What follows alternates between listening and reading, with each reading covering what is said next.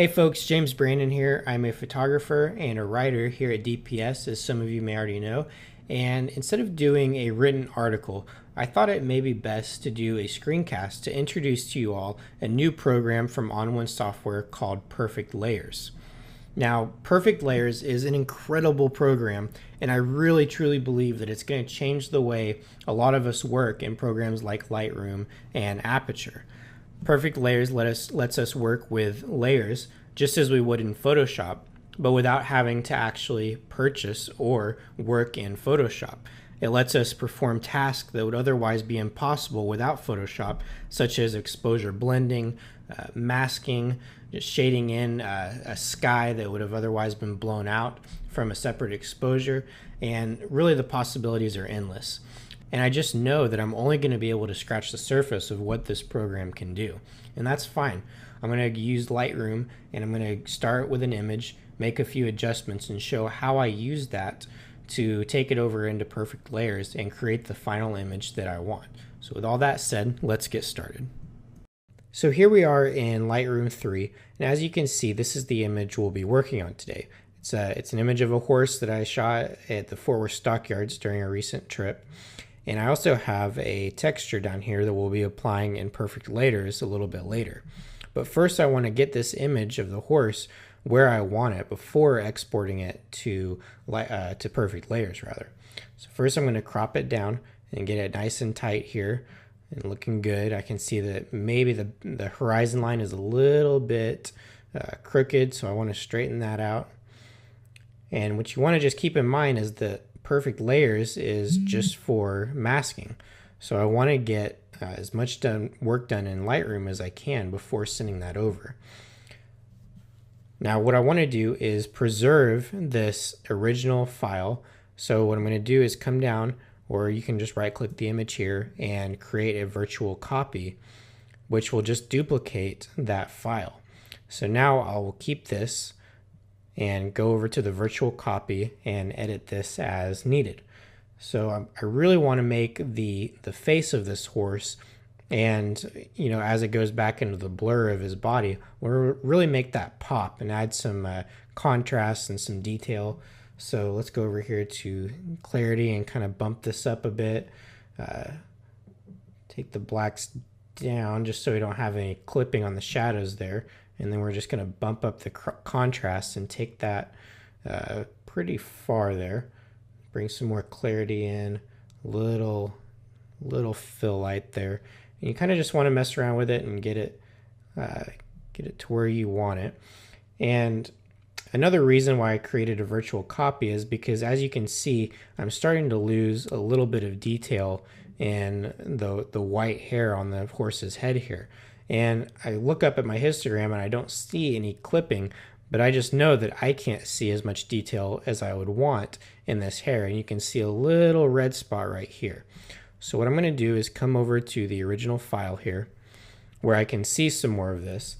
And without changing the brightness of the image at all, I'm going to adjust some of the contrast here to hopefully bring out some more of the hair.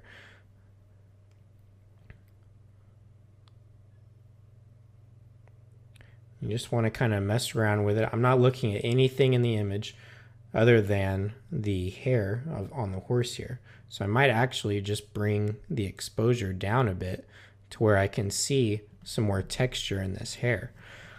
So I'll go back to the other image here, get this to where I want it. I'm just going to mess around until it looks right here, maybe a little bit more clarity.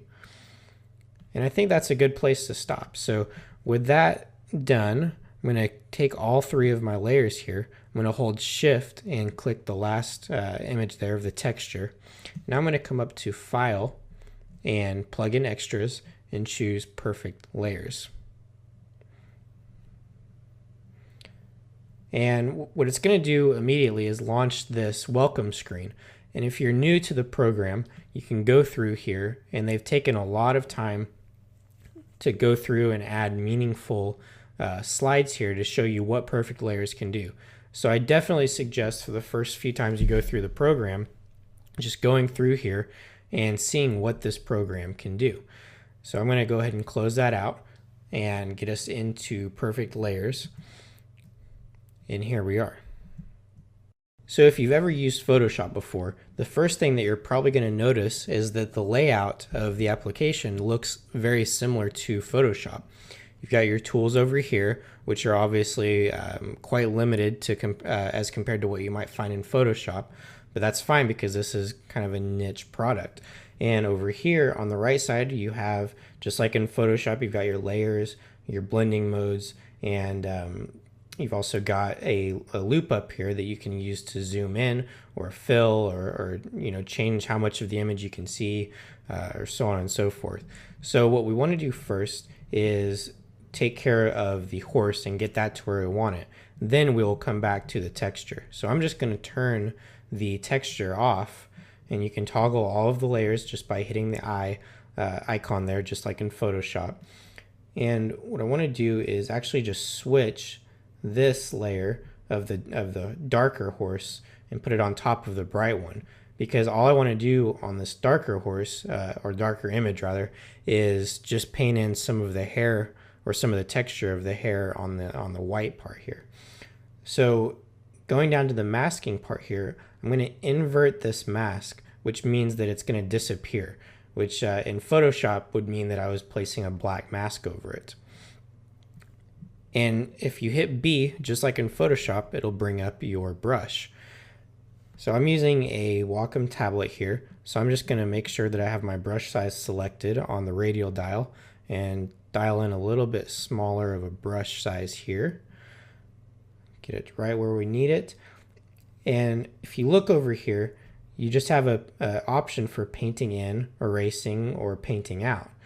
So I want to paint in some of the detail on this fur here, and I'm at 50% opacity. And I'm just going to kind of travel down the hair and bring in just a little bit of that texture. This isn't an image that you necessarily, this isn't a step that you necessarily have to take. I just wanted to see a little bit more of that texture.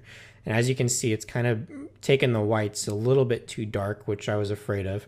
But if I want to bring that back a little bit, I could just come over here with the layer selected and bring the opacity of that layer down. So I can bring it all the way back to where it has no effect, or I can just dial it in to where I just have a little bit more of that texture.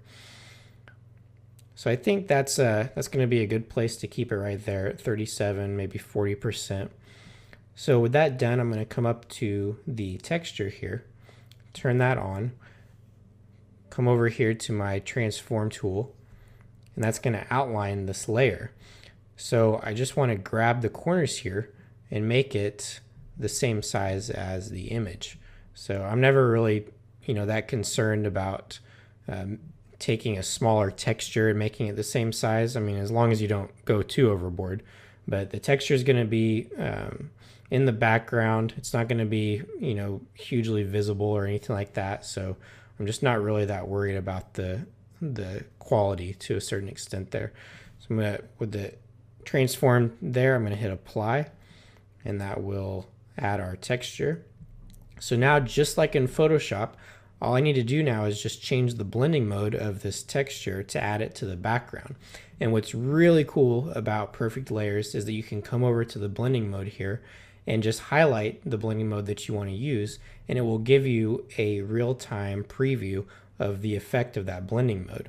In Photoshop, you kind of just have to select one, and if you don't like the way it looks, you just select another one, and there's a lot of undos and things like that, and it's just not a very fun process. But here we have a real-time preview, and when we get to the one we want, we just select that. So for most textures, you're going to be using overlay or soft light.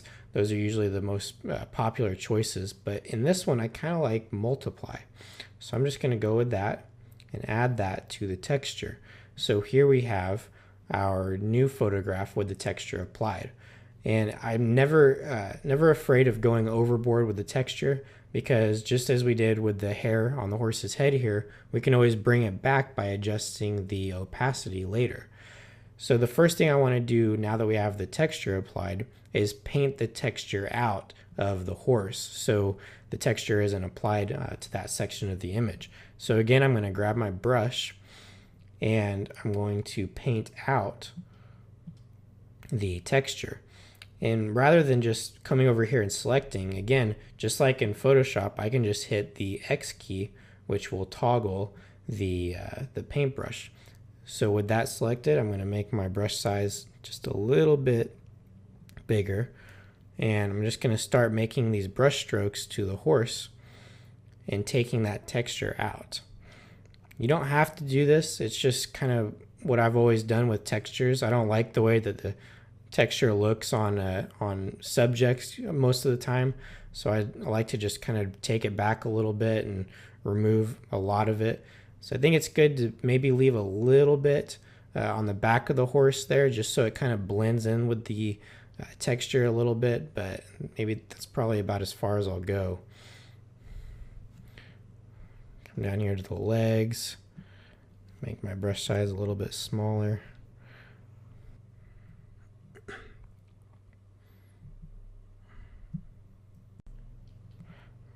Okay. All right, and I think that's a good place to have it right there.